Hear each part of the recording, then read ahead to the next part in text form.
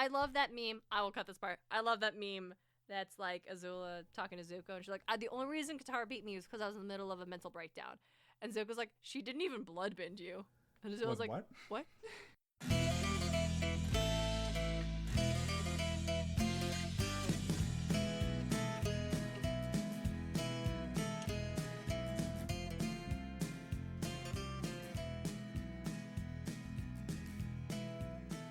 Hello, mortals, monsters, and myth lovers alike. You're listening to Podcast of Poseidon, where we explore how ancient myths become modern pop culture by reading Rick Riordan's Percy Jackson and the Olympians.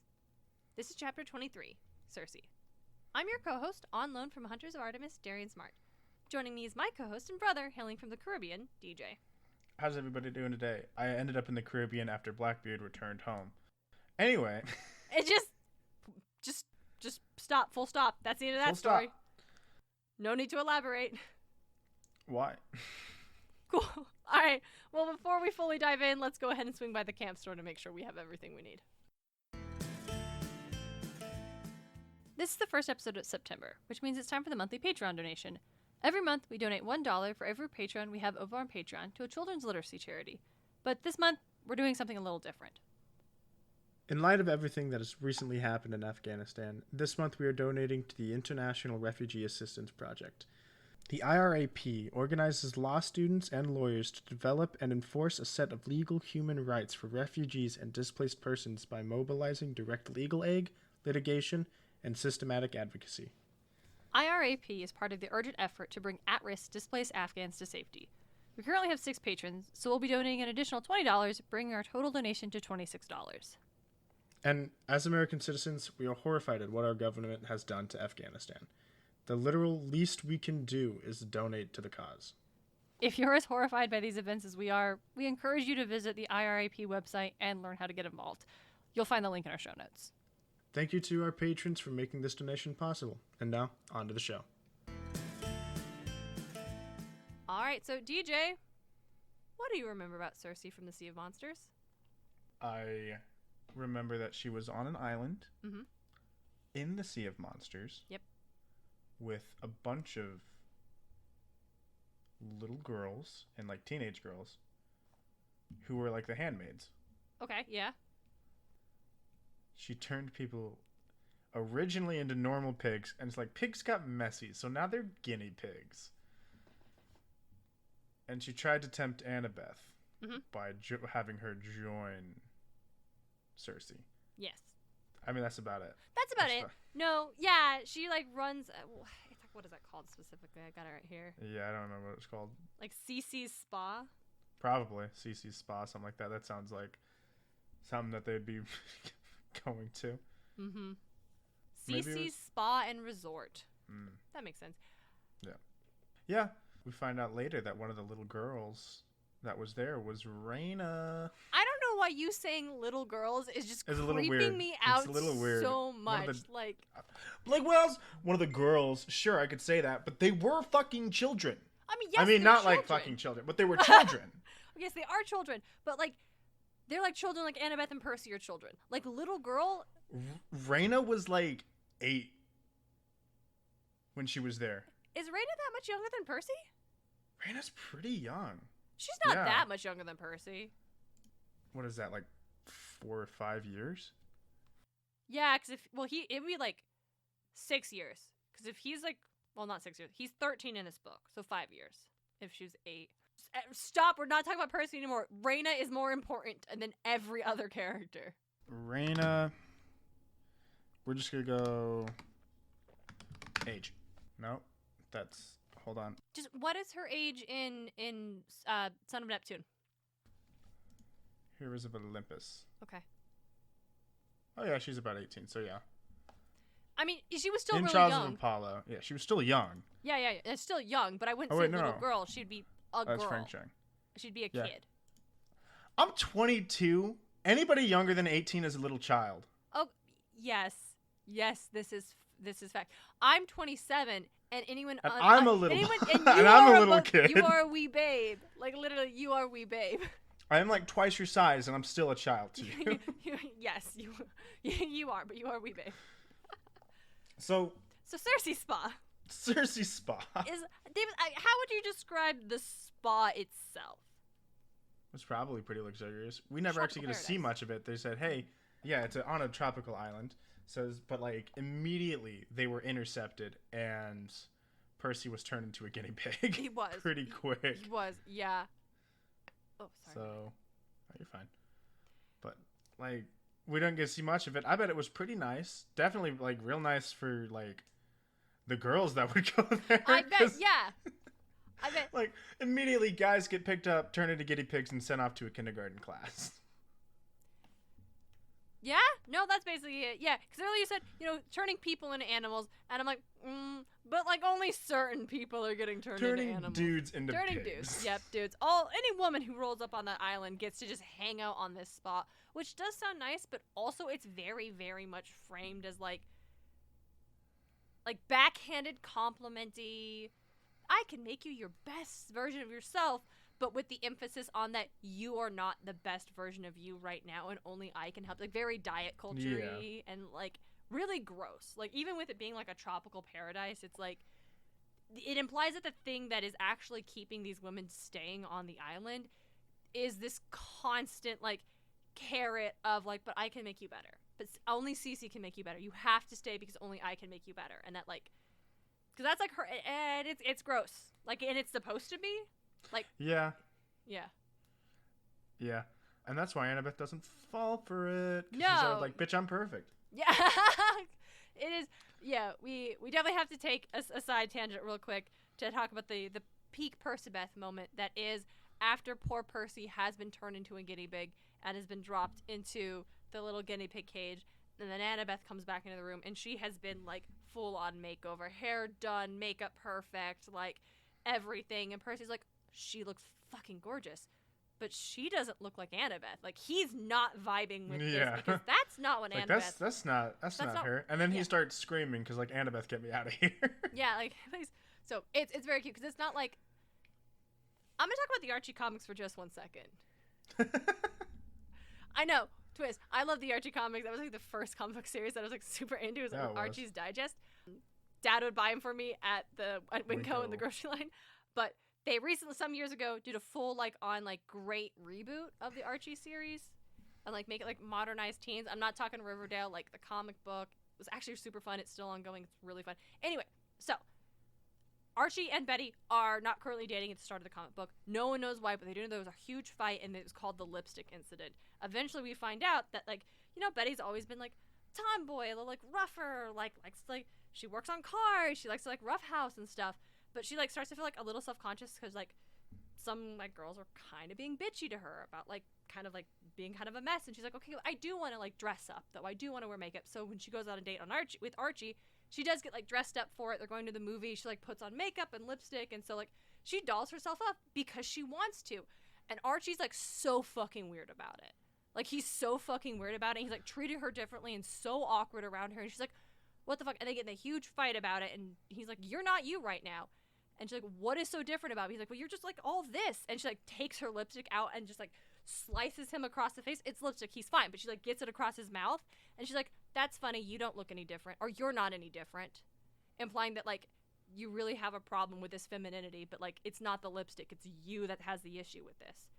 So what the point I'm trying to make is that if Annabeth had been the one to go and herself do her hair and do her makeup and, want to do those things for herself, I think Percy would have been like, hot damn, that's my dream girl right there. Yeah, that's my dream girl, but I don't know her yet. I don't know.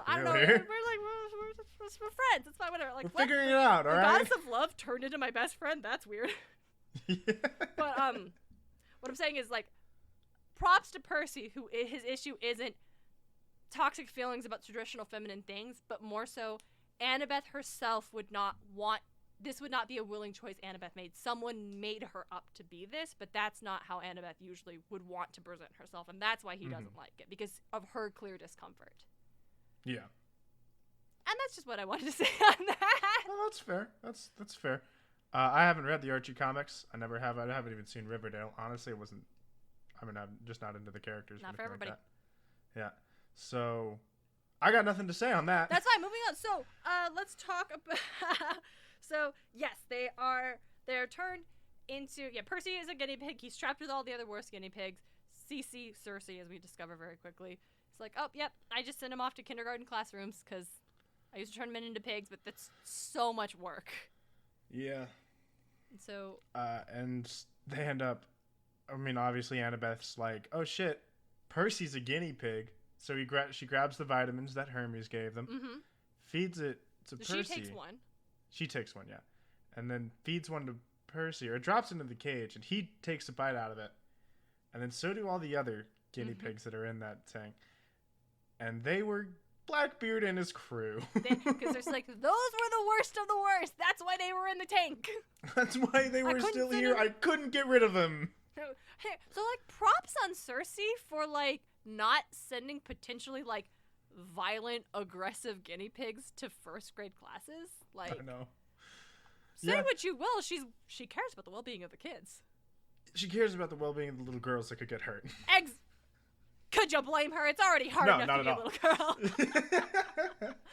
No, not at all. But yeah, they then ransack Circe's island. They ransack the whole thing. They ransack Circe's island, but Percy and Annabeth get off on Blackbeard's ship. They steal the Queen Anne's revenge. They steal it because Percy just had a hunch, like, no, I'm gonna be better on that ship. God knows he was 100%. Because this is where we discover that Percy just, one of his superpowers is I control boats. Control specifically sailboats. So yeah, we couldn't. Right, if he's on like the because they were like motorboats and everything. Yeah, they were on motorboats. Like maybe he's probably still has like his coordinate thing that he can do on water. But he can't control it like he could a fucking sailboat. Yeah. There's a lot more of like a technical. I think we get into like when the things are like mechanical, it kind of veers more into like Hephaestus's territory. Yeah. Like Leo could kick ass on a boat. He probably could. 100%. He has. What are you talking about? Leo has kicked ass on a boat. We know what's up. But Percy can do the sailing and stuff. So yeah, the classic wooden mahogany. Mahogany. But yeah, then they sail off to the next adventure. So. But we'll get to that next episode. We will. First, I want to talk about this. We usually don't talk about like these segments of the books, but on this one in particular, as I was like going over it again for this episode, I was just like, "Wow, this is kind of pointless for the plot of the book." Yeah, a little bit. I think it's really to try to be like, "Oh, Annabeth and Percy know each other so well." I mean, I feel like I love the Percibeth moments. Yeah. But we get a much bigger one in the next scene. Literally the next scene. And it's like if they needed a boat, I don't know. Like they could have tossed in the waves, but Percy like senses a sunken ship and is able to pull it out of the water, and now they're on the Queen Anne's revenge. It's just I think it's just they landed on an island because they just suddenly got blasted from a fucking ironclad. Well, yeah. Well, they're floating. Because Annabeth pulls them. Yeah, they're flowing on like a life raft. I think Annabeth pulls Percy onto it after Charybdis and Scylla. I would argue that like even with his powers of water, it'd still be hard to keep a sunken boat up at 13 when he just realized he has these powers. I guess. It's just here's the thing. Circe's such a fucking cool character, and she has so much great potential, not even as just a general character and an archetype, but like so much great potential for this series to have been more of like an ongoing presence, and it's just wasted in this weird diet culture fashion beauty thing that hey, I don't think Rick is good at writing female antagonists. I think later he gets better. I mean everybody gets better, but like no, at where he was, no, this was Medusa, not a good. Yeah. Oof. Circe, waste. The scene with Medusa was weird. A lot of things with Medusa, yeah. So it's just like, huh.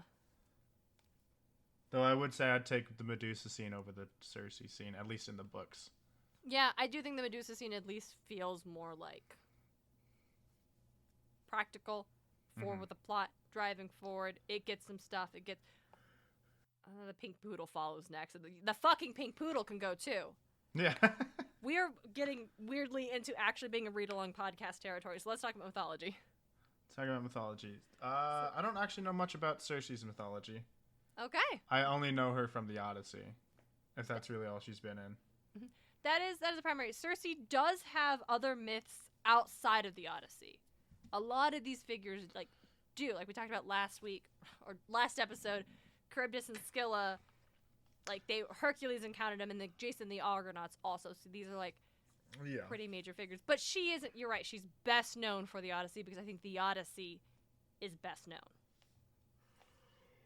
Yeah, 100%. The Odyssey is like a household name at this point. Mm-hmm. You know it even if you've never read it or aren't a Greek mythology nerd. You know what the Odyssey is. Dude takes a bad boat trip. Yeah, straight up. I mean, that's the best way to do it. Dude makes mistakes in his bad boat trip. Yeah, dude makes mistakes. All right, but Circe. She is the daughter of the Titan Helios and the ocean nymph Perse. I think is how we're going to pronounce that. And I'm going to slide past. Okay. And she's also got some pretty prominent siblings of mythology. Her brother was the keeper of the Golden Fleece and the father of Medea, another powerful Greek sorceress. And her sister was Pasiphae, the wife of King Minos and the mother of the Minotaur. Okay. Yeah. That's a little strange. That's some I stuff. don't know about that one, Chief. No, But... no, you don't.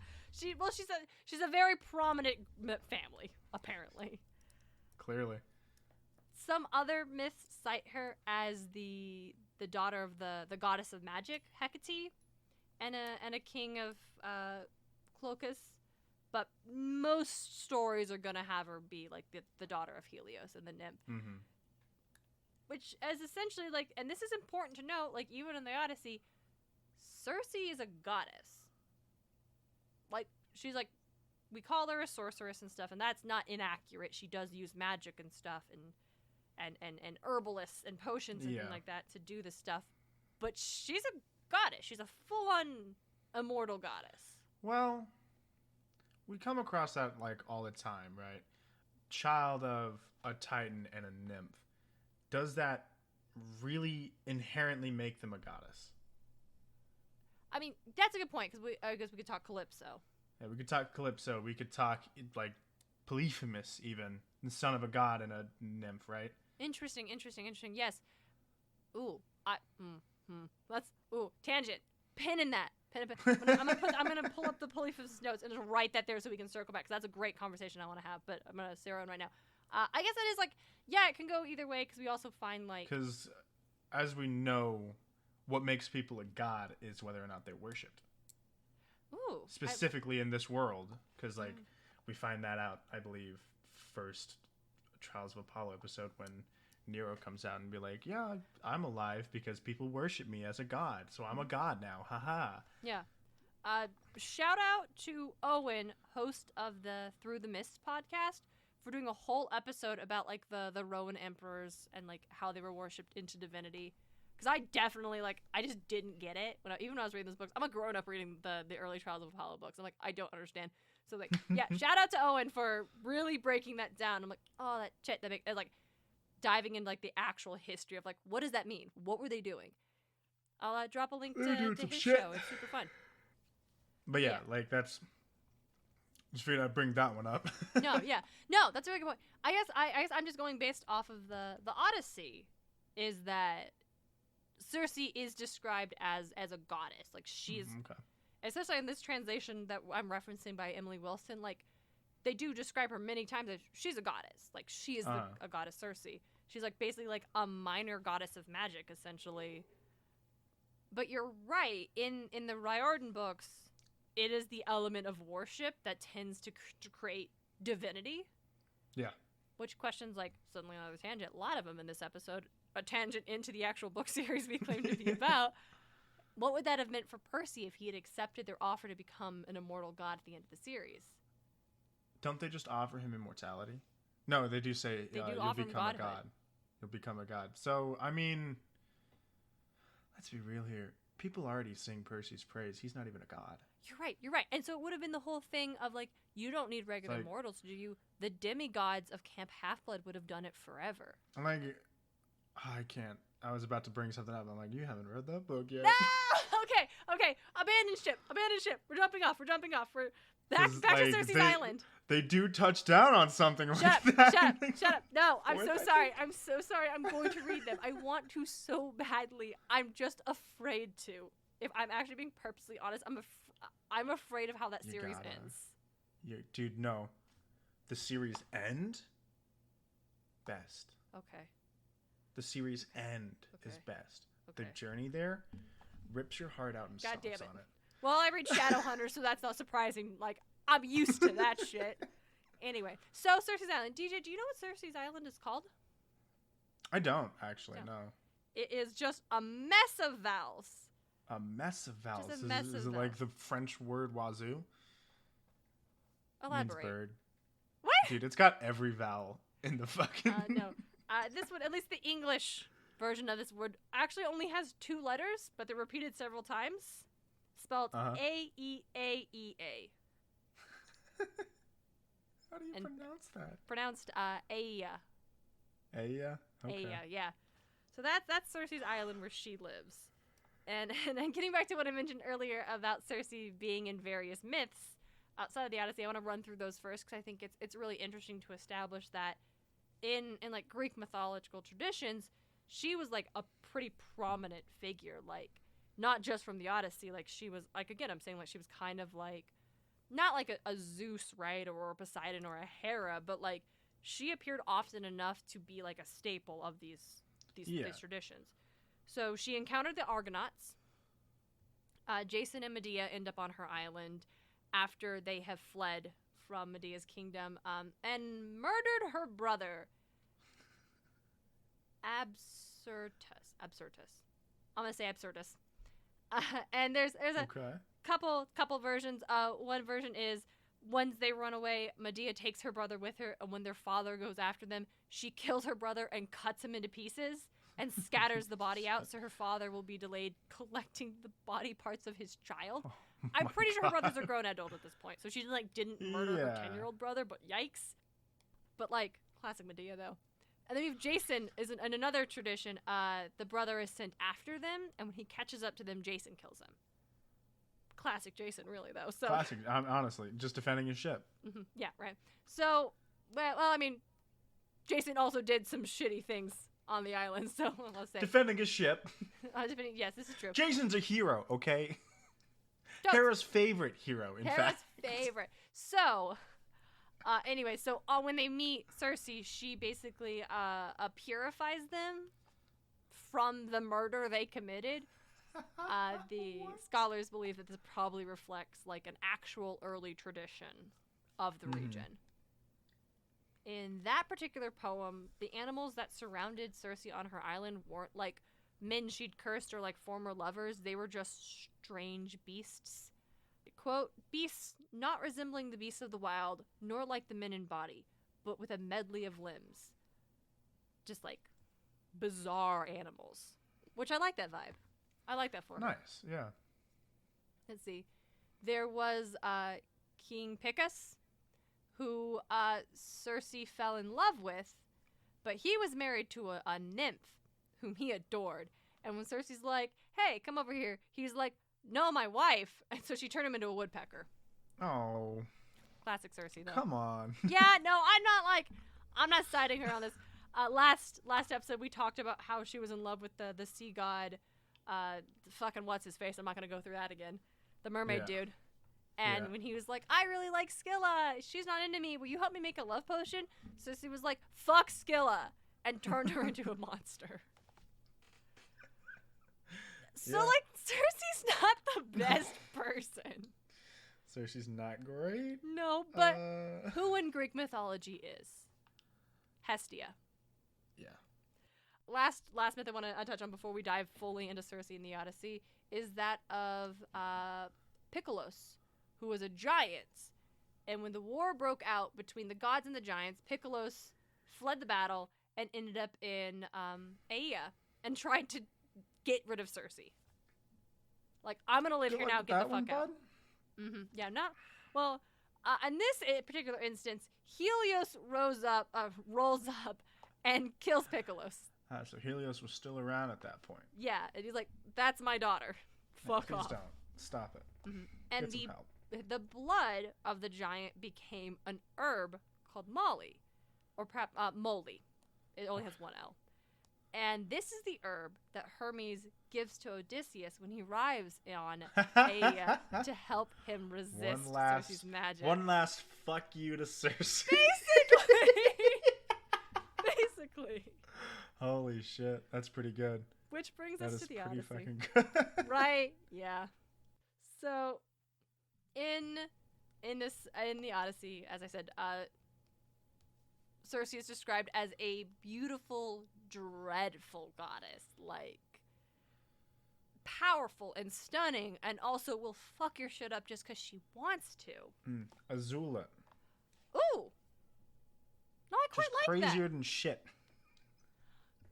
I would say. End of the series, Azula. Okay, well, Paranoid, crazier than shit, will fuck you up just for looking at her. I think I would put Circe as end of season 2 Azula. That's fair. I just manipulated the Daily into helping me conquer Boss Sing Se. Yeah, that's fair. Yeah. I just liked bringing up Azula being crazier than shit at the end. No, that's it. Yeah, I want to remind everybody, Azula was 14 and had abandonment issues. 100%. But also... yeah. So, back to Circe.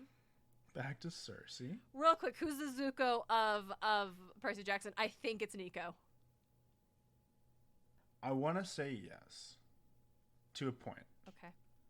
The only thing that I would have be like, maybe not.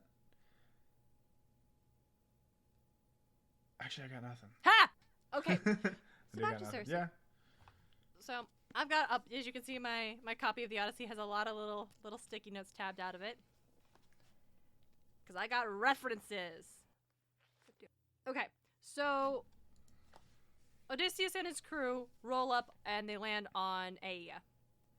And not unlike the island of the Lystragonians, part of the crew goes to check it out. Odysseus stays behind. The captain never joins. What are you talking about? Always send out a recon group and they'll come back. Yeah, exactly. So the crew goes up, they find Circe. She's like, hey, welcome to my island. So great to have you here. I love company. These are my animals. They're very adorable and vicious. Don't worry about it. Let me make you dinner. And so she does. And then the men who eat the dinner get turned into pigs. And she puts them off in the pig pen. To her credit, feeds them pig food. She's gonna care for the pigs. Her animals are in great hands. Anything is pig food. Anything is pig food. Facts. There is one of the crew who did not join for dinner and was like, nope. This gentleman's name was Eurylochus. And he once he doesn't eat dinner, sees all of his crewmates getting turned into pigs, and just doubles back to Odysseus and the rest of the crew and is like hey, holy shit. There's this chick. She turned people into pigs. We should get out of here. We got to leave. And it's interesting because they mentions that Circe's island is covered in in Sea of Monsters. It talks about how I used to turn men into pigs, but guinea pigs are easier. And yeah, she turns Odysseus' crew into pigs, but it's kind of implied that she kind of turns men into animals in general. Around her this palace, this like mountain home where she lives on the island, mountain wolves and lions, which she had tamed with drugs. And they're like, tamed with drugs is wildly different than I turned men into these animals. I mean, they still keep their mental faculties when they're turned.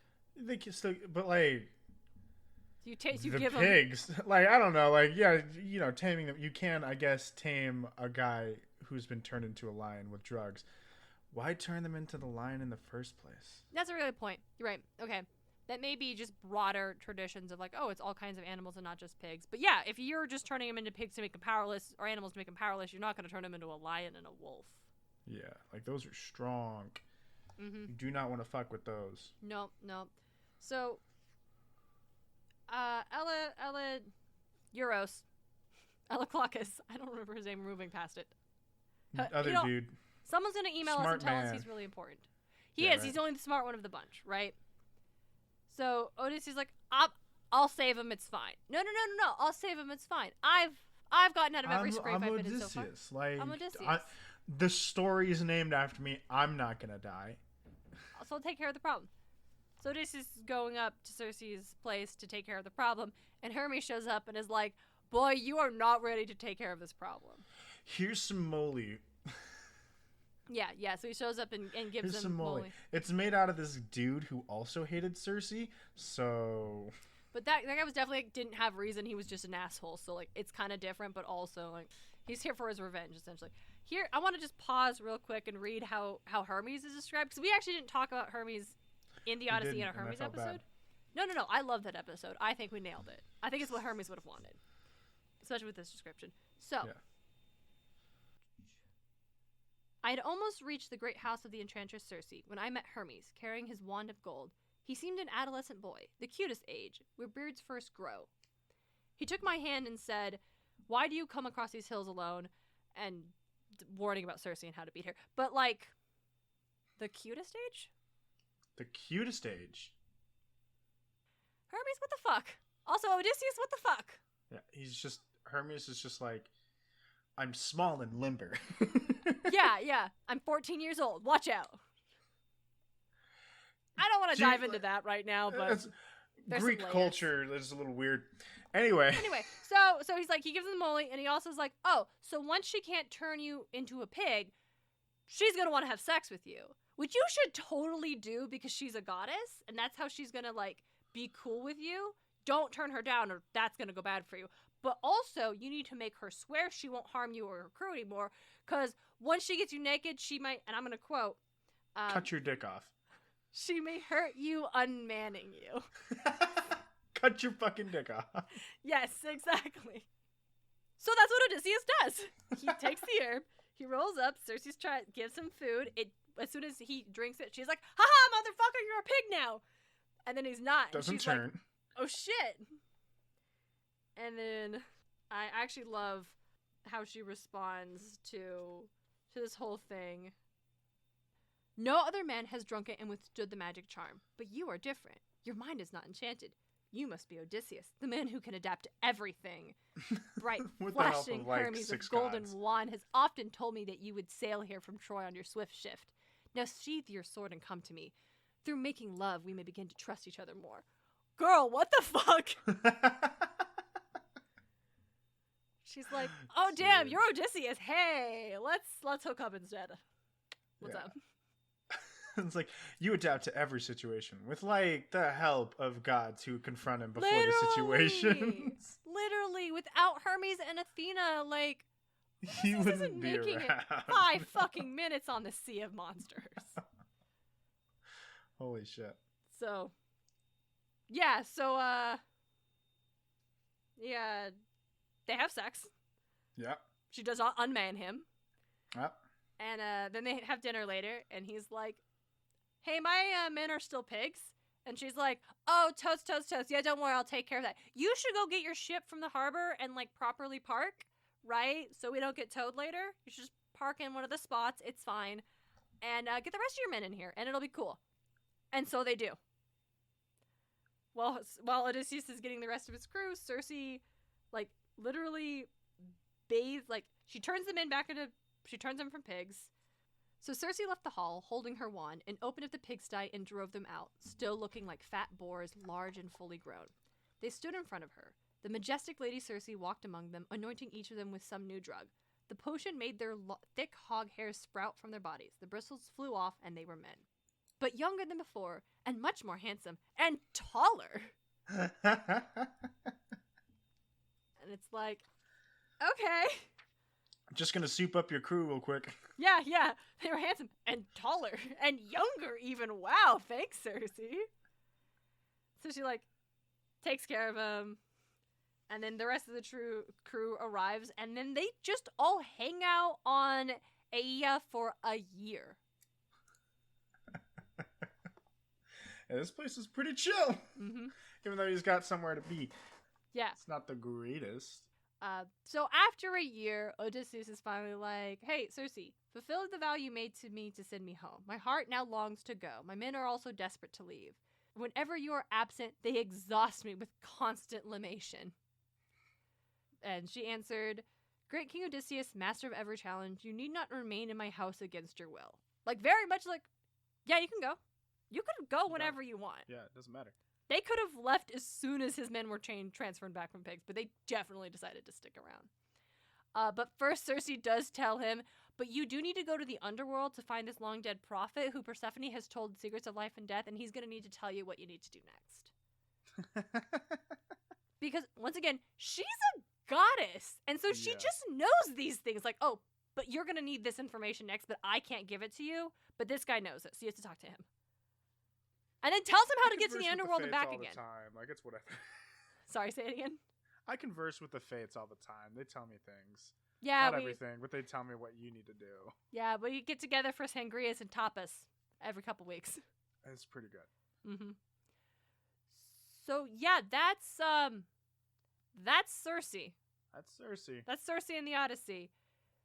And then she also tells Odysseus how to get past Charybdis and Scylla without his crew totally being trashed. Nice. Yeah. And so, basically, she's an amazing host after the whole pigs thing. Yeah, but then she got somewhere down the line was no longer an amazing host. Yeah, right? Okay, so that's the weird thing about this translation is like, or not the translation, the adaptation of Circe we see in Sea of Monsters is very much like she doesn't need to fight Annabeth. No. Like, if Annabeth is like, I don't want to be a sorceress, I want to leave, Circe really should just been like, okay, bye. And if Annabeth is like, change Percy back, and she took the vitamin so Circe's powers wouldn't work on her, the next logical thing would Circe be like, all right, bet, what do you want? Like, yeah, fine. Really, honestly. I do love how she's like raging about the multivites. We're like, they have no nutritional value. Which, like, fact, you shouldn't take vitamins or supplements unless you have like a licensed medical professional recommends you need them because of a deficiency in some fashion or other. They're not helpful. How much do you know of the Burning Maze? Oh, I didn't read the Burning Maze. I know you didn't. I was just asking how much you knew of it. Jason dies. Circe is present in the Burning Maze. What? Holy shit! That's really like, that wasn't the one earlier, but this one I did like, because it's fucking relevant right now. You know what? No. Tell us more, DJ. Tell us more. It's okay. She's relevant. She's relevant in Burning Maze. Yeah, what does she do? No, get into it. Yeah. She's there. She's trying to like help. Caligula was his name. Oh, god damn it. Yeah. She's helping Caligula become the sun god. Why? Because he wants to be the sun god, and he's promised her more power. He's promised her revenge. On who? Percy. On he like did the trash demigods. Okay. Percy and Annabeth, and just like in general demigods. Okay. Yeah. I'll give you that one. Because I'm like, that's also fucking Caligula. Like. Okay, but Circe doesn't need more power from a man. That's her whole thing. She represents the threat of femininity that the ancient Greek men couldn't handle. Yeah. But no, yeah, it's just like she shows up and it's just like I can't remember specifically what Caligula did promise her. Okay. I know he promised her something. Maybe like a portion of the world that they're all going to rule, you know, like cuz obviously, I don't know. But she was like relatively prominent, and I can't say anymore before I get into like really spoiler territory. All right. Because Circe shows up relatively quick. Interesting. Now, I say relatively quick in the sense that's like it's in the first third of the book, maybe. Yeah, I have the Burning Maze. I bought it. I just never read it. And not even like an intentional choice. I just never read it. Yeah, never got it. And then I never bought the other two. And then we started this podcast, so that proves to be a big problem, a reoccurring problem. Anyway, so okay, I like that. Because that was actually something I want to talk about. Is like after like specifically doing the research and like learning more about like Circe and her prominence, I was like pretty pissed that she like never showed back up. Because again, she comes back. She's a goddess, and she's like a daughter of a titan, basically, but she's a goddess, and so you have. It would have been really cool to have her be more prominent, and so you have like Luke and his crew, and then like the Camp Half-Blood, like the heroes and stuff, vying to try to see who Circe is gonna side with. Yeah, like she comes back and she's a villain. Yeah, she's a villain. Obviously, Not surprised. Rick Mace does not like female sorcery. He doesn't like female magic users. They are always villains, and it's always framed as like a bad cheap trick. Hecate, what are you talking about? I was trying to remember like Hecate, but like, oh, it's like very much. She was like more wishy-washy about it, but she wasn't evil. She's like, no, I don't want to fucking side with these guys, but I don't want to side with someone who's going to lose. And I can't say that I blame her. No, that's fair. It's just is very like, much you like need to prove to me that, like, as every fucking god in Heroes of Olympus, you need to prove to me that you are worthy of my help. No, I don't mind it. Yeah, I just like it is very like. Also, Hazel. And again, like it takes us a while to get to Hazel. Yeah, that's fair. I mean, yeah, like as we see in like obviously the early books, he was his fucking growing pains as a writer. Yeah, yeah, but like pretty consistent. Of like, I mean, they're framed as like these female sorceresses are framed as evil in their myths, right? Like, yeah. But even like Circe is like, it's like she turns them into pigs, but she turns them back and all this stuff. But even that thing is like it's implied that the lesson is the dangers of like comfort that can distract you from your goal. Like how this horrible wretched woman who was such like a lavish tropical peaceful island, but that just kept them from leaving when they really wanted to go. When he was chill with Calypso, it's for 7 years and for like a whole year with Circe. No, I'm talking about Rick. Oh, I'm talking about. Well, Calypso served a different purpose. Calypso wasn't like framed as a sorceress, not in the same way like Circe and Medea and Hecate are. Yeah. Anyway, I will say Burning Maze has like one of my favorite scenes that Apollo like does. Okay, I'm gonna read Burning Maze. Fucking great. You got it. I honestly, I'll have to reread the whole thing because I only have bits and pieces of the first two remembered. No, I feel that. So, do you want to hear about the sequel to the Odyssey? There was a sequel to the Odyssey? Yeah. So, it was part of Hesiod's Theogony, written around circa 700 BC. And it stated that Circe bore Odysseus 3 sons. Were they triplets? He was only there a year. What the fuck? Probably triplets. Mm-hmm. Or the goddess's body works differently, as we know that, like, I mean, again, Rick Riordan's stuff isn't anything to go off of, but Aphrodite and Athena and even, like, all the other female gods just have, like, the same age of kids. I was thinking, yeah. Right, you know Aphrodite's not spending 9 months pregnant. No, absolutely not. It's like, oh, positive, here's the baby. Aphrodite, she might spend a little time pregnant and be like, oh, I'm glowing. Yes, she would. Aphrodite is the 100% the person to do that shit. But the moment's like, this isn't fun anymore, and she's gonna pop it out and hand it to the human adult. Yeah, the human adult. Yeah, I love that. Actually, I love that take where she's like, I'm glowing, and it's like, Aphrodite, you're a goddess. You're literally always glowing, though. So. There is I bet she has maternity pics of all of her kids. Oh, she does though, right? Like the whole like the whole extra maternity pics that like I think it was Kim Kardashian did with whoever the fuck I don't follow. Yeah, like so over the top, like completely naked pregnant top. belly. Yeah. Carefully posed. So it's safe for Instagram. Yeah. Flowers everywhere. Just like hands them to the fucking like if she ever feels like it, hands it to also the fucking adult human. Yeah, like, she would though. She would definitely be like, here you go. Here's your baby and the pictures of my pregnancy. Here's your baby and here you go. we fucked like 2 weeks ago. How did this fucking... I know. It's crazy. This one was a little bit more... This one just like the pictures were too good. I had to keep going back. That's longer than it usually is. So I fucking love that. That's hilarious. She's not even in this book. No, she's not. We get to her in the next book. Let's circle back. Anyway, so Circe has 3 kids. Well, there's the story about the third one was like an epic called the Telegony, essentially.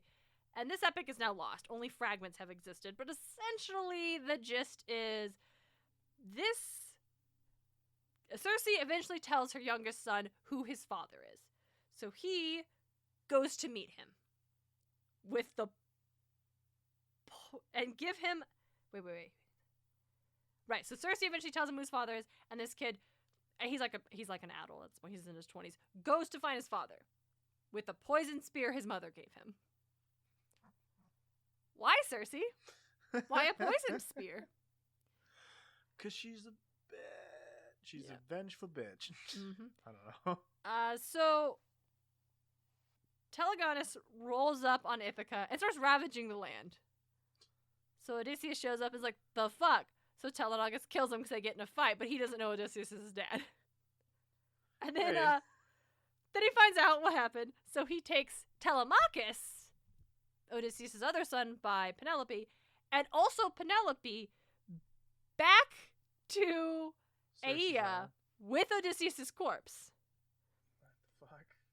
And in some versions, Circe marries Telemachus and Telegonus marries Penelope by the advice of Athena, and then Circe makes all 3 of the others immortal as well. Huh. And an alternative poem from the 3rd century depicted Circe as using her magic to bring Odysseus back to life. Okay. And then Odysseus has Telemachus marry one of Circe's daughters. And then sometimes later, Telemachus has a quarrel with his mother-in-law and kills her. And then Circe's daughter, his wife, whose name is like Cassiphone, which is not it. Persephone. Cassiphone. Yeah, Cassiphone. Cassiphone murders Telemachus. And then Odysseus dies of grief. What the fuck? I don't know! I wish this epic wasn't lost. I'd love to hear about it. Damn, what the fuck? So It that's is fucking wild. That's fucking wild. That's Circe in Greek mythology. And again, my girl had a much bigger role, and I'm very, very glad you told me that she shows back up in the series, because I like that, because I was very much like, this is like a prominent fucking character in Greek mythology. She deserved way more than what is essentially a throwaway chapter that adds not a lot to the overarching plot of the book it's even in, and then is actually retconned to be important later for Reyna. I know. That shit was wild. God, Reyna should have kicked Percy's ass for that. Yeah. But like at that same time, Reyna was standing there looking at Percy. No thought, head empty fucking Percy with no memories. Are you kidding me? Yeah, Can it's you really not be fair. mad at that guy? It's not fair to like get mad at someone if they don't know what they did That's wrong. why later she's like, yeah, no, I was on that island and I mean, whatever. I'm like way better now, but my sister hates you. You probably met her. Yeah, you probably met her. Percy's like, who is she? She hates you. Do you have any idea how little that narrows it down? She hates you. You met her. She was queen of the Amazons. Oh, her. That explains a bit. God, I hate how Rick portrays the Amazons in this fucking series. Moving on. Weird. It was a little weird. So weird. It's another, like, Hydra creates Starbucks weird joke. Yeah, it was. Anyway, we'll get to it eventually. We're doing Magnus Chase next. So, yes. That'll give me a break. So, Circe is not a witch. I want to specify this. She is a goddess who does magic. And that's different. Or other also portrayed as a sorceress, which is also different. Which is also different than a witch, yes. However, Circe Circe is one of the female sorceresses of antiquity who does fold into the inspirations of our witch archetypes in modern pop culture. Yes. So we're going to talk about witches today. Yeah, we are. Fuck yeah. We're going to talk about some witches. DJ, I have had the floor for quite a bit, so even though I am actually the witch of this podcast, I will let the floor to you. Who do you got for us? Oh, man. I don't got a lot, honestly. Let's be real here. I don't focus on a lot of, like, witchy stuff. And even then, like, the stuff that I watch. All right. I don't know if again, let's, Looper.com. Thank you so much for the most iconic pop culture witches. Okay. Maleficent? Oh, I have Maleficent on my list for this specific reason. Maleficent is not a witch. Yeah, I would not put her in a witch. Maleficent is a fairy. Yes. Very, very specifically, she is a fairy. Even if you go back to, like, the old, the folklore of Sleeping Beauty, she's a fairy who was slighted because she was not invited to the christening. Yes. And that's As why we she know of curses the baby. Ancient fairy, from that Tumblr post that everybody, ancient fairy politics and mannerisms. Mm-hmm. If you are not invited, like the birth of a royal one is public. Big fucking deal. And if you're not invited, then you are not wanted there, and that is a very big slight. And here's a fun fact: you don't slight the fae. You don't slight Maleficent specifically. Well, yes, let's be but like real any here. fairy. Here's the thing: any fairy. If like, let's say Maleficent did get the cool. invite, she would have rolled up, got like, here's a kick-ass gift because I'm a fairy. We're all given gifts. I'm gonna show up. But let's say she didn't invite like fucking Flora, Fauna, or Merryweather. They were gonna be pissed too because they're also fae. Yeah. That's how they roll. One of them would have showed up and cursed the baby Aurora, and then Maleficent probably would have handled that problem because she's more powerful.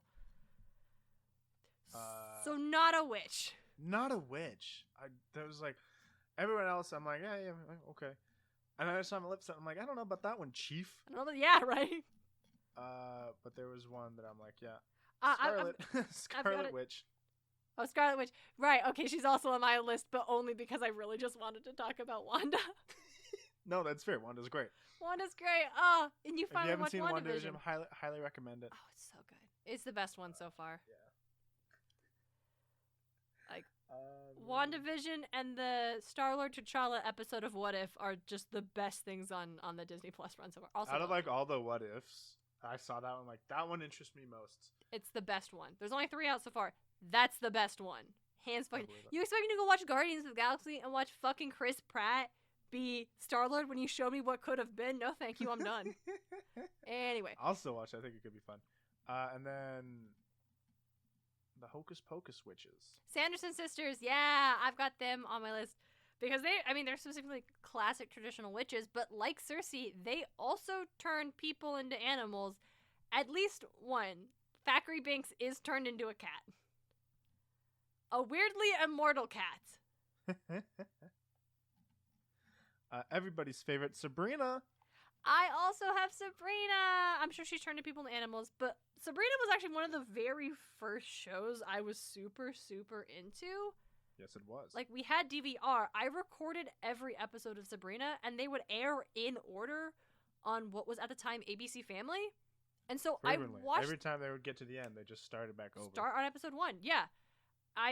They'd go to that, very end. Here's the episode. Weird wedding episode where she, like, runs off on her wedding, and there's Harvey waiting for her on a motorcycle, and they ride off together. Very next episode, Sabrina, 16 years old, floating off of her bed, and her aunt's being like, oh, her powers are developing. Constantly teenage Sabrina trapped in the cycle. I watched the entire series, I swear to God, at least 4 times through when I was in middle school and high school. I believe it. You always had that series running. I bet it was so annoying. I mean, it was whatever. I was more focused on the games that I was playing on our PS2 and Xbox. That's nice of you, DJ. I appreciate that. Yeah. Housewife and Mom from Bewitched. I also have Samantha on my list. Yeah, this list, Looper.com. Yep. Thank you again. I've been to your website a couple of times for lists like these. Let's see if I can jump over, maybe find some more obscure ones. Yeah. I want to talk about the, not just Samantha, but like the witches from Bewitched. I really liked on this list because also turning people into animals is kind of like a reoccurring thing on Bewitched. Endora, Samantha's mother, does turn her husband Darien into a toad, a billy goat, a werewolf, and a pony. Samantha herself also accidentally turns her husband into a goose at one time, and her daughter Tabitha did turn a boy into a bulldog. So they very much have the witches turning dudes into animals thing, even if it's like sometimes by accident, and usually Endora, it's only for a scene and she has to turn Darien back real quick, which, like, Samantha, why? He seems like such a stick in the mud. Why do you want to be with this guy? Why? I don't get it. This guy? Really? Well, maybe he's got something else to offer. Maybe, but I've his never whole... watched it, so... Okay, but his whole... Maybe he does. And maybe he's super charming and they get along great and he adores her. But his whole thing is like, I don't want you doing any weird witchy things. And that's shitty. Let's be real here. This was also the 50s. Yeah. Like it's 50. Yeah. I mean, it's no excuse. The 50s sucked still. The 50s suck. And if you're a witch, you don't have to... You do not... The point of Circe is that she does not have to subscribe to the traditional hierarchy of the ancient Grecian times because she has this power and that is what makes her a threat. Samantha, live up to your roots. Go on. Twitches. I remember that movie. Yeah. I think it's Twitches based on a was book. great. Oh, Probably. Twitches is funny because the twins are named Artemis and Apollo. Are they? Yeah, I mean that's their like birth book? names are Artemis and Apollo, and one of them okay. their powers are strongest in the day, and the other one their powers are strongest at night, sun and the moon. That's pretty great. Yeah. Is it based off a book? Because it just says Twin Witches in the Disney Channel original movie. I always assumed it felt like it was based off a book. That's fair. Hermione Granger. Yep. Very good witch. Very good witch. Doesn't turn people into pigs all too often. No. She's never turned into an animal. I have McGonagall on my list because she turns herself into a cat.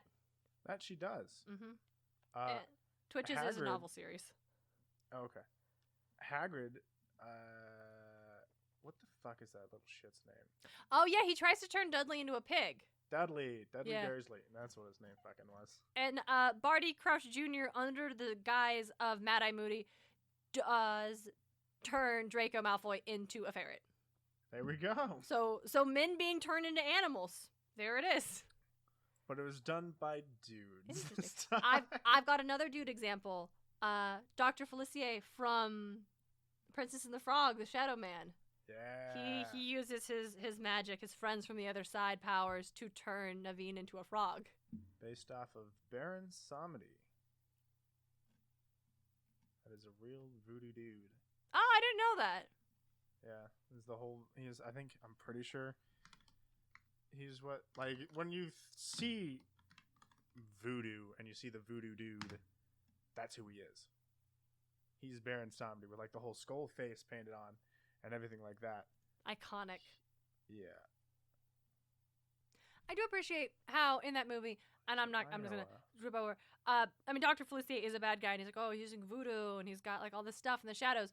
And then you meet Mama Odie, and she's like the good, like, helper magic user of the Disney movie, but she also uses voodoo. Like, they're not saying, oh, she uses a different kind of magic. Like, no, she's also using voodoo. It's like voodoo itself is not harmful.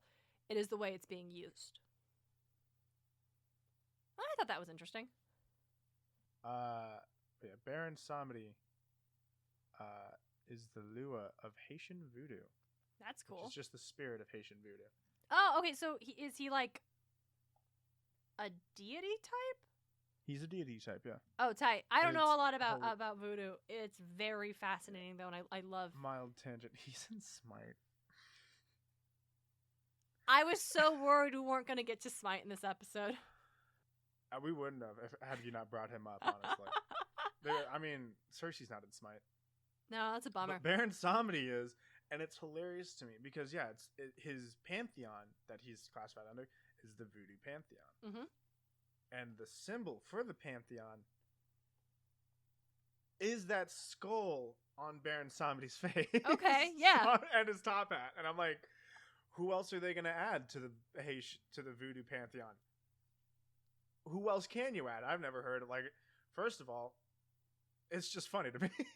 It's interesting. Yeah, I mean, I guess it's we have not been exposed to a lot of like voodoo traditions. We are from Idaho, so We are from Idaho. Our father is very traditionally Catholic. yeah, Well, Christian at this point. yeah. I wouldn't say he's Catholic.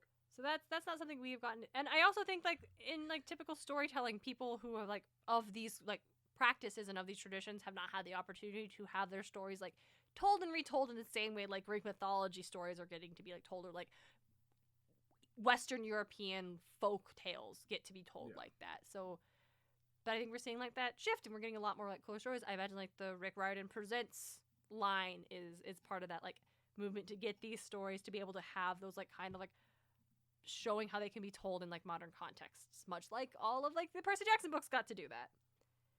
I've been meaning to check those out.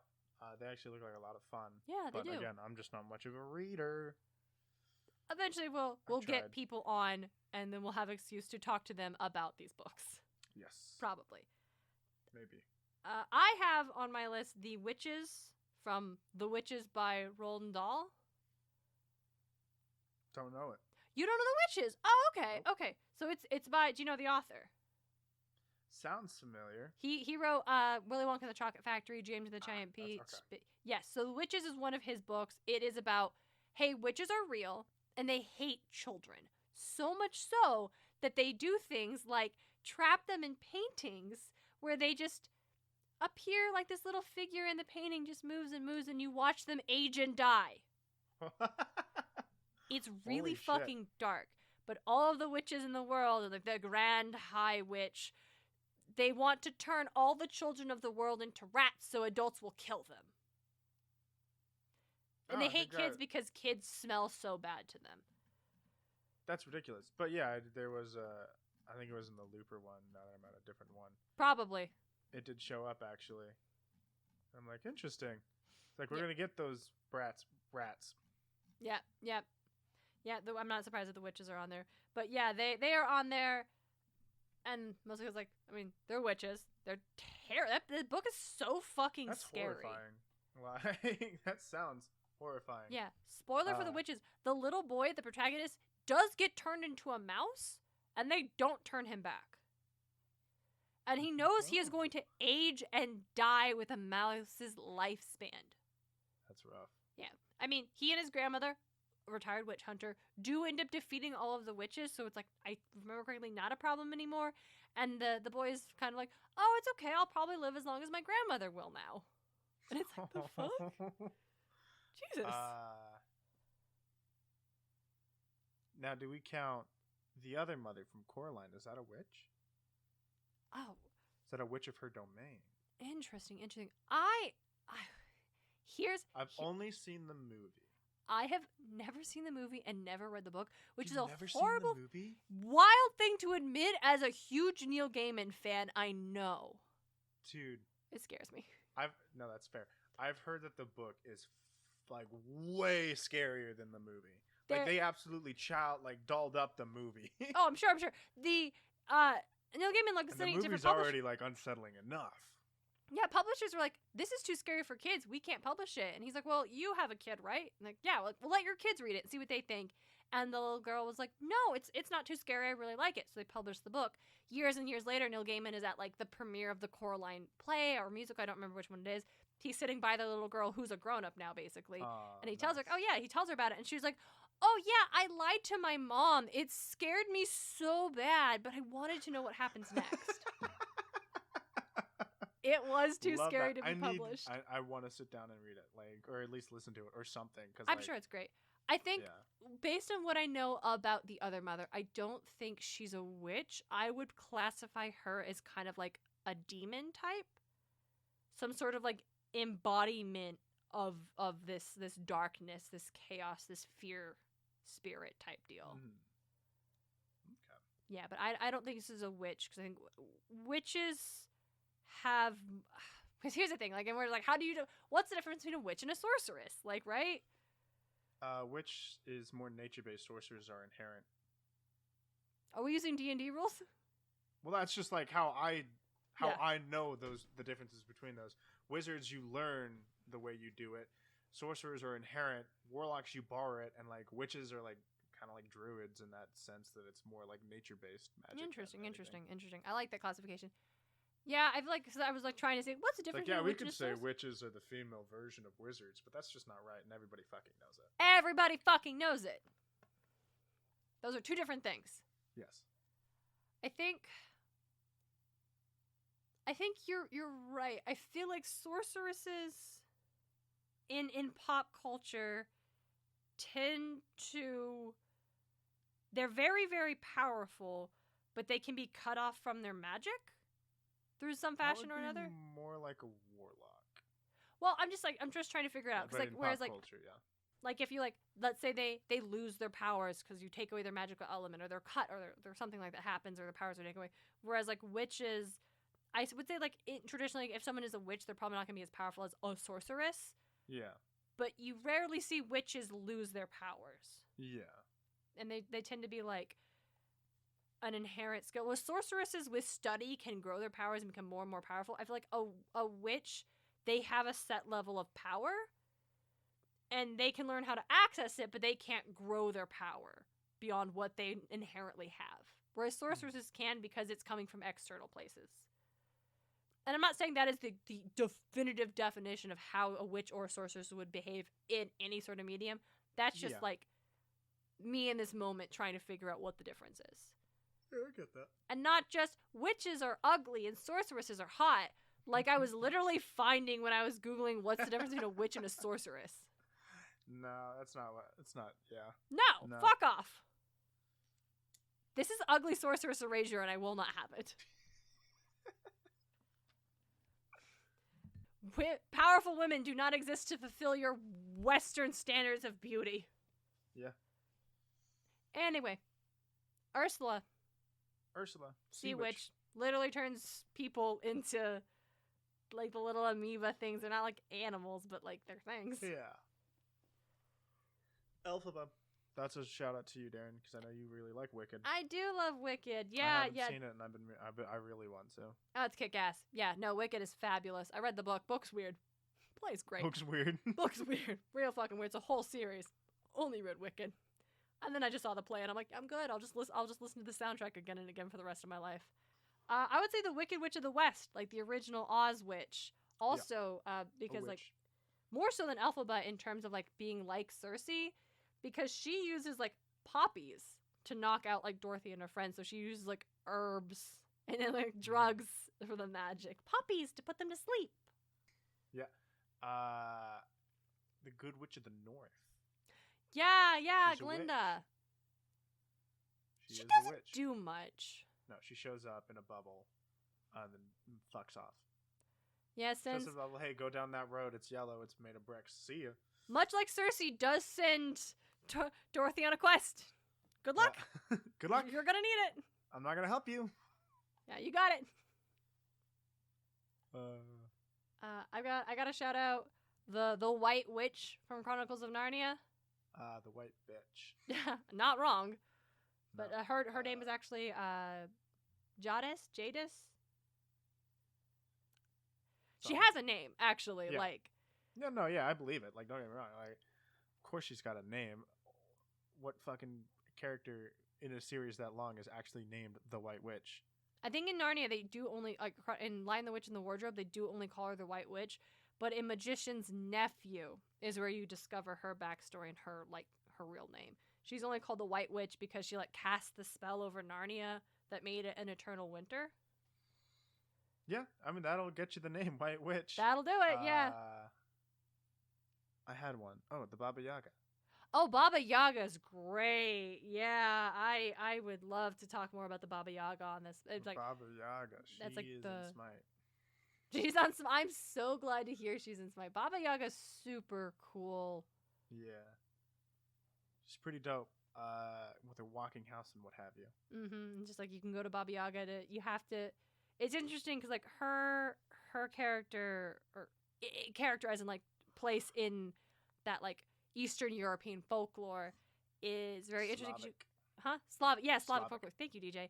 Is very like she can be an antagonist or she can be an ally and like whatever the myth is, and it's hard to tell what she's going to do or like if she's going to be helpful or what you have to do to get the help. Just a genuine witch. Yeah, she like runs on her own like internal logic, and there is like common theory of folklorists have this theory that she was very likely remnants of an old goddess. And this is like the pieces of that old goddess, and like why she is the way she is because it's very much like a god. Like how this, like, they're very finicky, they're very fickle. They don't always like, they behave one way and then they'll behave another way. And like that would make sense as like how Baba Yaga, what her like maybe ancient origins in those like oral traditions were.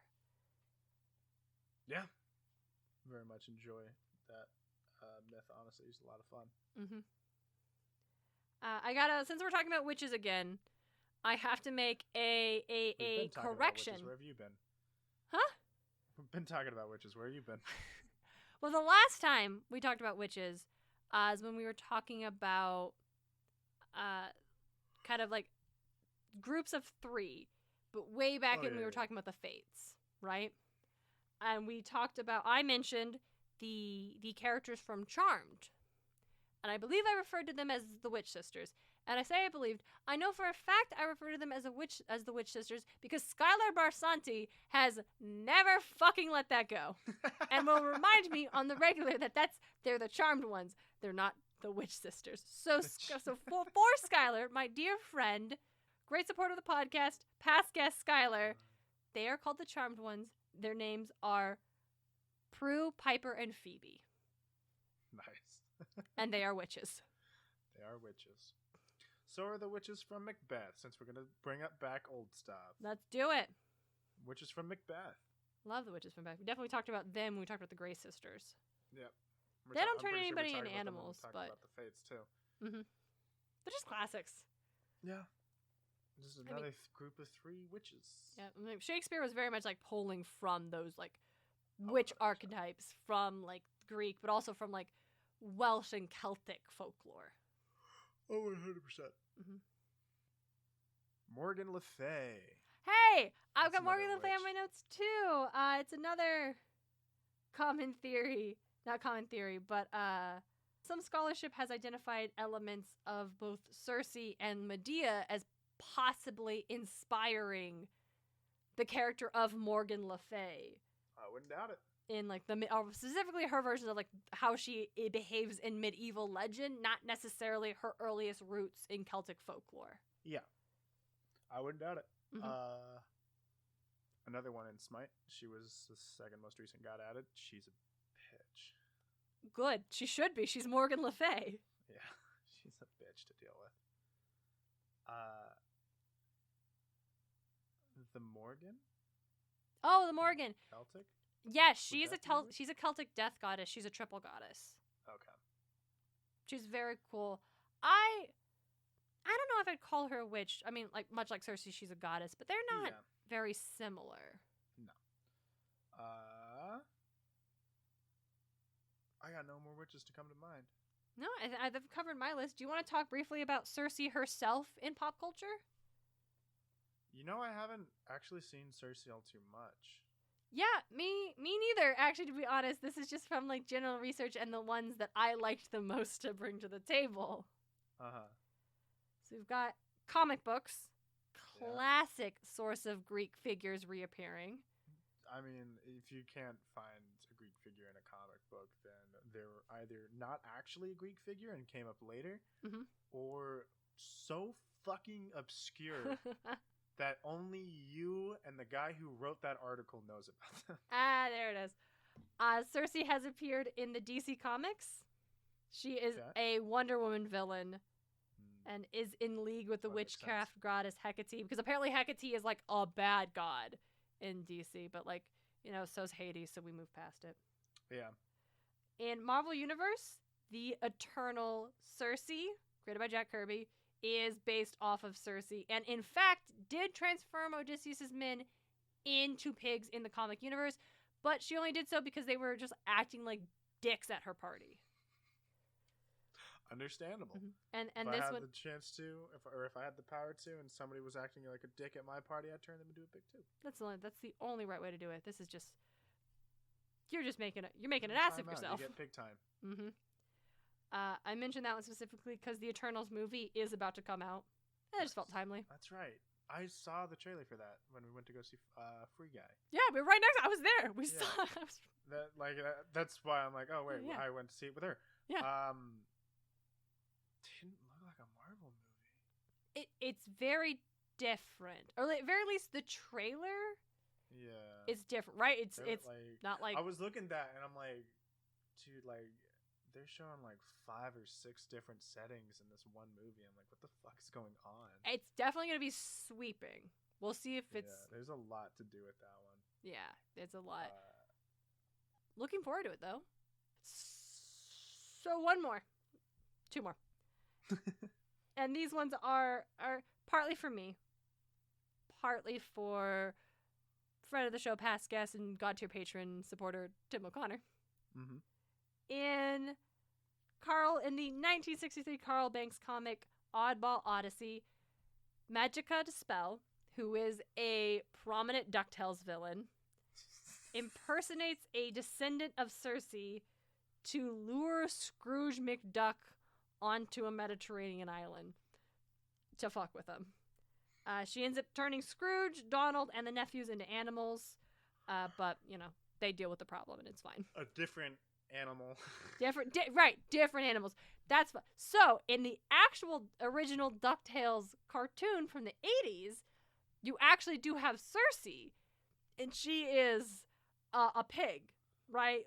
Like the DuckTales, they're all animals. She's a pig. Mm-hmm. And she's trying to send Homer into the future? Question mark? Not seen this episode. It's weird. I don't know why Homer is there or why we care, but yeah. I also wonder if this article is a typo and it meant Odysseus, but her cat interrupts the spell, and so she somehow brings Scrooge and the triplets back in time. She turns Scrooge and Homer into pigs, but, Huey solves the problem by smashing her medallion. It reverses all the spells, so everyone she's turned into animals turns back into the right anthropomorphic animal, but Circe herself is turned into a just regular pig. Because there are also just regular animals in the DuckTales universe? They're not domesticated. That is a screenshot from a comic, and it was, I think it was Scrooge or somebody going out and be like, all right, I'm going hunting, and they turn around with a gun and point it at Donald, and Donald's like, not me, I'm domesticated. Tim, text me. Let me know what's up with that. And so those are the big Circe ones. She's appeared, at least like by name, via reference in a lot of things. Yeah, it's a good name. It's a great name. I'm pretty sure Game of Thrones Circe is probably a reference to, like, I don't think she turns anybody into animals, but a reference to a powerful witch. Yeah, but she's kind of like a monster of a character, so that tracks. Yeah. And then another character's like in like the Chilling Adventures of Sabrina. There was a character named Circe who like turned people into animals, but she's not the Circe. It's just what she does. So that's a pretty common thing. But yeah, Circe's just doesn't show up frequently. No, which is interesting. Well, when she does, it's usually pretty flat. She's the villain. Before we end the episode, I definitely have to just mention Circe, the novel by Madeline Miller, as a very recent retelling of the Circe story. Madeline Miller is best known for Song of Achilles. Mm-hmm. No, I haven't read it. Yes, I'm going to. I do own it. I literally have it right next to me. I meant to read it before this episode, and that never happened, even though I bought it on my birthday back in February. I can't be trusted with anything. Oh my god. But yeah, hot take, I like Circe. I bet Circe could be a lot more fun than what she's represented as. Yeah, right. Thank you, DJ. Thank you. Is she more fun in Trials of Apollo, or is it kind of the same? she has a little more depth. Okay. But again, she's a villain. I mean, I can't. I'm sitting there and I'm like, dude, Circe's such a bitch. Especially what she's like actually doing. okay. It's really fucked up. Oh, I'm excited. I love it when villains do terrible things. Because that's what they're supposed to do. I'm They're sitting villains. there and I'm like, dude, like, I kind of get it, but this is not a good way to go about what you're trying to accomplish here, Circe. This is super fucked up. Okay, I'll read it. I'll read it so we can discuss it proper. But, yeah, I like Circe. I think she's a cool character. I think she does a lot of interesting things. I think she's definitely been... shafted. Yes! Thank you! By men specifically. Because that's what they do. And I'm not... Look. Was she wrong? I can't say. I cannot speak on that. But, like, Blackbeard and his crew were better as guinea pigs. Blackbeard died an incredible death. After definitely causing a lot of pain and suffering for a lot of people. At that time, I would argue that so was the governments trying to stop him. I would this say was in the Caribbean. I would say at this time, governments still do the same shit. That doesn't... Yeah. I mean... incredible death or not, like, she turned Blackbeard into a guinea pig and definitely solved a lot of problems with that move, and for that I thank her. What happened to Blackbeard and his crew? Do they get turned back into guinea pigs? No, they don't. They ravage the island and, like, kidnap a bunch of the people there and just go about and do their thing until Reyna conquers them. Okay. And fucking becomes the captain and, like, moves on to, like, the Roman thing. Okay, cool. I have no idea what happened to the crew after that. Like, she doesn't go on to explain that, but she definitely kills them. 100%. Like, she definitely kills them. I was like, we're going to New Rome, and the moment she shows up, she kills them. Yes, and let's stop before this gets dark, because holy shit. Hey, these pirates ravaged this island full of women. Anyway, thank you guys so much for joining us. Yeah, hold on. We have to end it on a different note. We can't end it on that note. I'm going to cut that part out and end on something else. DJ. I'm going to ask the question that in this situation would be most applicable to you and your experience. If you were going to be turned into an animal by a sorceress when you landed on Hunter Island, what animal would you hope it would be? Honey badger. Totes! Yeah, perfect. Perfect answer for you. I love it. What about you? Not to say that you would ever get because you're a girl. Exactly. I wouldn't be turned into the animal. I would 100% like, Circe, I would love to learn magic at your knee. Thank you. Either a honey badger or a raccoon for me, honestly. Raccoons are so cute. They're little... Yeah, I think raccoon would be better because they have the hands are more dexterous. Tiny hands. They're little tiny hands. You can use tools, and I think you'd be able to you could still game, I think. You probably couldn't use a controller. I don't think their thumbs are like as dexterous, but you could do keyboard. Yeah. You could continue to game as a could figure it out. Can we get... I'm going to commission podcast art of you as a raccoon in a Camp Hapla t-shirt. Oh, that's precious. Okay, thank you so much for joining us on this episode, everybody. This has been a magical ride. This is a fun episode. I enjoyed myself. Yeah, DJ, thank you so much for suggesting. I meant to credit you earlier because I was like, I don't know what angle to take. And you're like, let's just talk about sorceresses. And I'm like, fuck yeah, witchy women. Sorcerers and pop culture. There you go. Perfect. Well, thank you so much for joining us, everybody. We appreciate your time and just hanging out with us. Yeah, make sure we will drop the link to that Looper article if you want to read the whole thing. Also, make sure you go check out Owen and his podcast. It's super fun. Also, go check out, I'm going to just name a couple other Percy Jackson ones, Fatal Flaw and Seaweed Brain, only because the Percabeth moment in Sea of Monsters at Circe's Island was so top of mind for me while recording, because I did just listen to their episodes where those podcasters were talking about it, and it made me be like, oh shit, yeah, let me hyper-analyze this scene. It's so good. So yeah, Seaweed Brain with Erica and Carter, and Fatal Flaw with Maddie and Molly. They're all just super cool, really nice, like Rick Riordan, Riordanverse podcasters, and I'm glad we're part of that community. A lot of fun. So, Thank you guys so much for joining us. Yeah. It does mean a lot. So we will be back in your ears on Tuesday, September 28th, talking about the Sirens. And another Persebeth moment. Yeah, I'm excited. You guys have a great day. Awesome. And until next time, don't be like Zeus. Don't be like Zeus. Podcast of Poseidon is created and hosted by Darien and DJ Smartt. It's edited by Darien Smartt. The show is produced by Darien and DJ Smartt, as well as Tim O'Connor, the Crystal Con Man. Our music is Athens Festival by Martin Hain, and our cover art is by Audrey Miller. You can find her on Instagram at bombshellnutshellart. Like the show? Ready for more? Support Podcast of Poseidon on Patreon. Just $1 gets you exclusive bonus content. Find out more at patreon.com/podcastofposeidon. Can't spare the drachmas? You can support the show by leaving a review on Apple Podcast or by sharing us with your friends. Find all of our episodes and episode transcripts at podcastofposeidon.com. Thanks for listening.